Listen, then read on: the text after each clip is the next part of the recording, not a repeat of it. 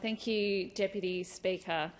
And in reflecting on this bill, I think it is worth looking back on where we have come from. The NDIS is, in fact, the largest social reform since the introduction of Medicare.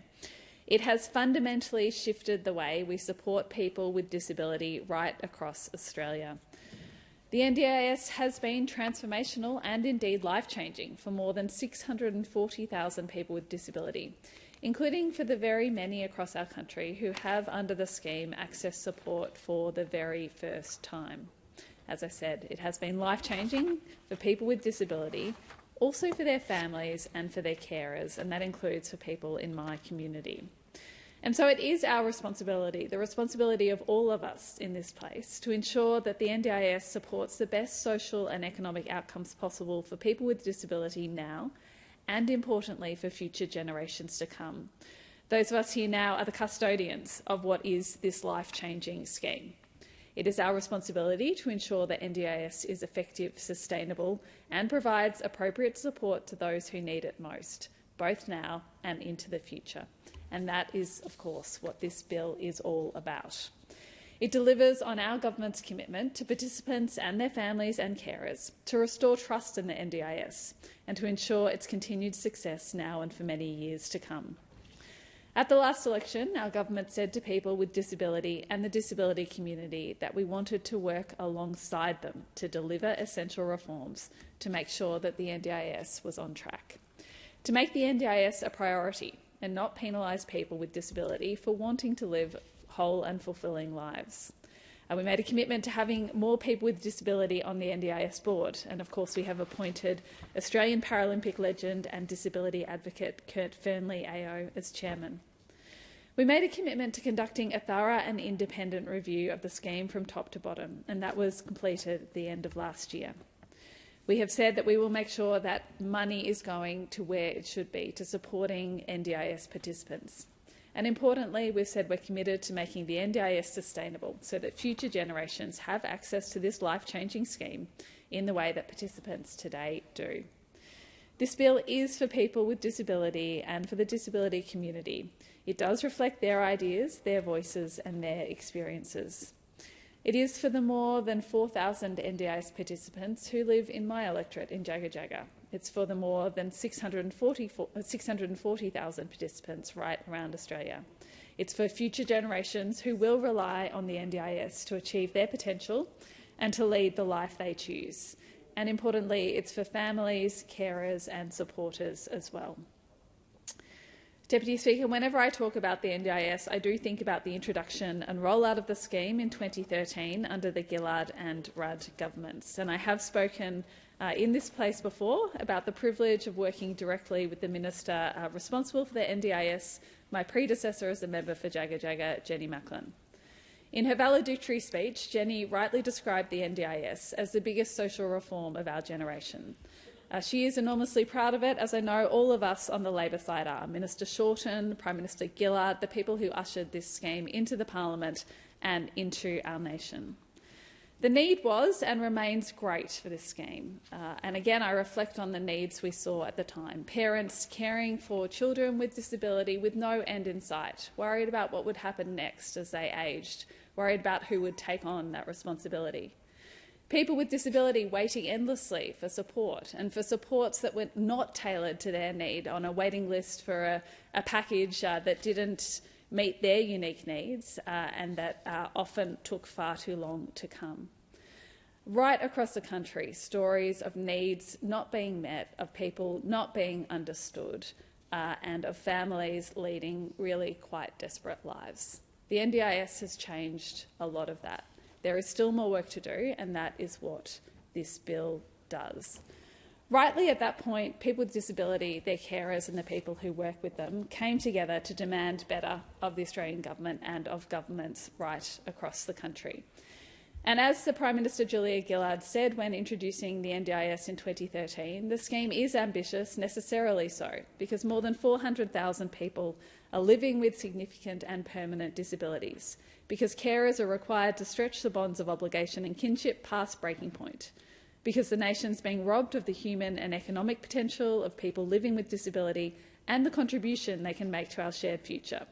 Because while the promise of fairness and equality that lies at the core of our national ethos is denied to some Australians, we are all diminished. Those words applied then and they apply now, and they apply to this work that comes next under this bill. This bill is important to getting the NDIS on track, restoring the intent of the scheme and delivering better outcomes for people with disability now and into the future. Deputy Speaker, like many who have spoken on this bill, and I'm sure many who will speak next, as a local member, as the member for Jagga Jagga, I hear from hundreds of participants in my local community, families, carers, workers and advocates who all share their experiences of the NDIS with me. And I am very grateful to all of those people in my community who do share their personal stories and their honest feedback. I recognise that often that takes courage, it takes care, and it is vital in shaping how we do improve the NDIS. As I mentioned earlier, there are more than 4,000 NDIS participants in my community.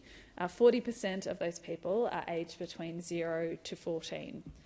I'm aware that some of those participants can't advocate for themselves, so a parent, relative or friend often steps in to raise their voice on that person's behalf. And I'm very aware that the reforms we're pursuing with this bill must ensure that all of those people continue to have confidence and trust in the NDIS. Overwhelmingly, the people who contact me about the NDIS are appreciative and grateful for the support they receive. It does make a huge difference in people's day-to-day lives and in their ability to meet their hopes for the future. But we must also acknowledge that there are areas where the NDIS can do far better. People do struggle sometimes with their interactions with the agency. They struggle with confusion about what should and shouldn't be included in plans, and they struggle with understanding what their future looks like under the scheme. So we cannot afford to be complacent. We need to use what we've learned and what we've heard to make the scheme better, to realise the promise, and to make sure that the scheme endures. As the Minister has said many times, the NDIS cannot be the only lifeboat in the ocean. And I echo some of the concerns from the member for Higgins in her speech earlier around children in particular accessing support in appropriate ways and locations. The NDIS shouldn't push people into endless therapy if that's not the best support and if support can be provided in other locations where children naturally are. So over the past 2 years, Deputy Speaker, our government's been working with people with disability, their families, their carers, the disability community more broadly to identify how we strengthen and improve the NDIS. And it's important to recognise that this bill is based on that work, on the recommendations of the independent NDIS review, which was released at the end of last year. The bill restores the original intent of the NDIS and prioritises access, plans and budget setting, and quality and safety. It strengthens the powers of the NDIS Quality and Safeguards Commission to protect NDIS participants from illegal and unethical conduct. The timing of this bill reflects the agreement our government made with states and territories last year, and it is important to note that this requires national reform. It will require all governments to be involved.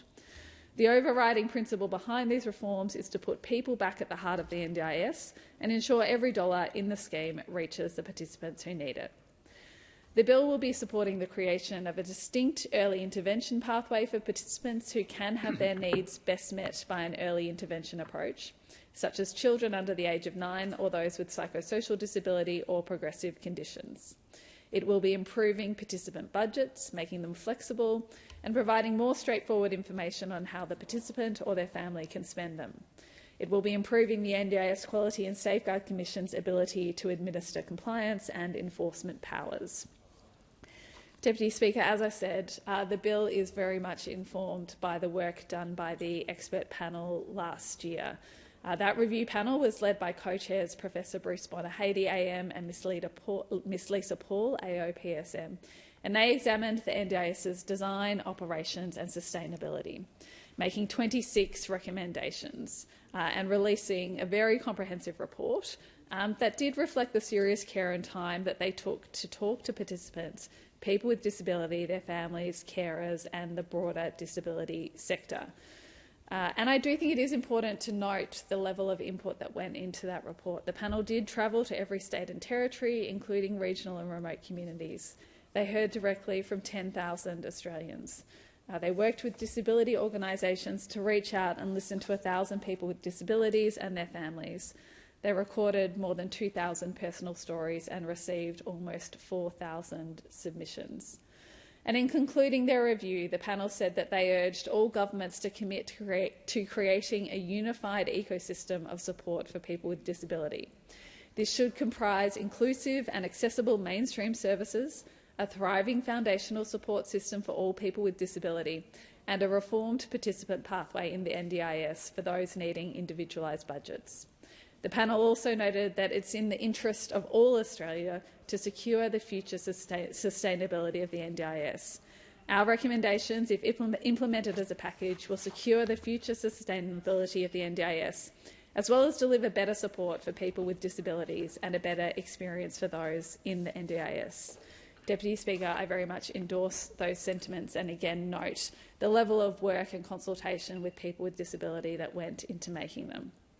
So I do want to assure the NDIS participants and their families in my community that these changes are considered. They are ones that the government is undertaking in a measured way.